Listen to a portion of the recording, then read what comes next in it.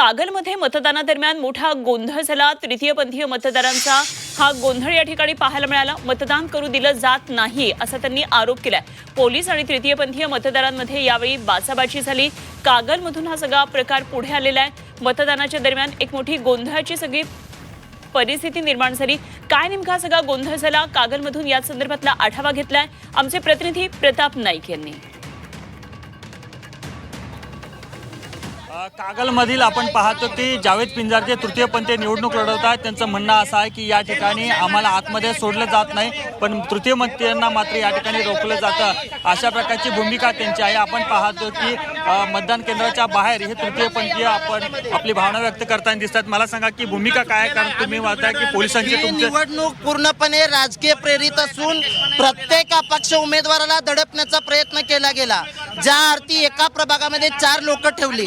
आज मतदारांना माहिती नाही मतदान कसं करायचं। काल आम्ही प्रचाराला गेल्यावर आम्हाला कळलं की त्या लोकांना माहितीच नाही 3 मतदान कसं द्यायचं। मग निवडणूक आयोगाची जबाबदारी होती की लोकांना शानं केलं पाहिजे, 3 मतदान कसं करावं ह्याचं प्रशिक्षण दिलं गेलं पाहिजे होतं। सगळे राजकीय प्रेरित आहे आणि या ठिकाणी आम्हाला दडपण्याचा प्रयत्न केला जातोय। पोलिसांचा या ठिकाणी दडपण्याचा प्रयत्न केला जातो अशी भूमिका आहे तुमची? नक्कीच कागलमध्ये कोणत्याही प्रकारची पोलीस प्रशासनाची सुव्यवस्था नाही आहे, कोणत्याही प्रकारचं व्यवस्थित कार्य नाही आहे। आज बघितलं तर पोलीस प्रशासन पूर्ण सामील आहे आणि आज आमच्या डोळ्यात देखत प्रतिस्पर्धी उमेदवार एका महिला कॉन्स्टेबल पोलीस महिलेला सांगतो की उमेदवारांना तिथून बाजूला, आणि मग त्यानंतर महिला पोलीस सांगते की इथून उमेदवाराला बाजूला का। पूर्ण पोलीस प्रशासन सुद्धा इथं सत्ताधाऱ्यांना आणि या आघाडीला सामील आहे आणि पोलीस प्रशासनाचं कुठलाही वचक नाही आहे। आपण पाहिलं की तृतीयपंथीयांची भूमिका असे की सकाळपासून या ठिकाणी अनेक लोक होती आणि आम्ही आल्यानंतरच निवडणूक आयोगाला किंवा निवडणूक आयोगाच्या परिसरात जे काम करणारे कर्मचारी आहेत त्यांना ऑब्जेक्शन घेण्याचं कारण काय अशा प्रकारचं म्हणणं आहे। त्यालाच घेऊन आपण पाहतो की प्रशासनाशी त्यांचे वाद सुरू आहेत, पोलिसांना ते जाब विचारताना दिसत आहेत। जावेद पिंजारी या ठिकाणी आपण पाहतो की उमेदवार आहेत स्वतः आणि ते पोलीस त्यांना थांबवण्याचा प्रयत्न करतात। पण एकूणच आपण पाहतो की कागलमधील संत रोहिदास विद्या मंदिराच्या समोर या ठिकाणी तृतीयपंथीय या ठिकाणी वाद घालताना दिसत ही दृश्य आपण थेट बघू शकतो।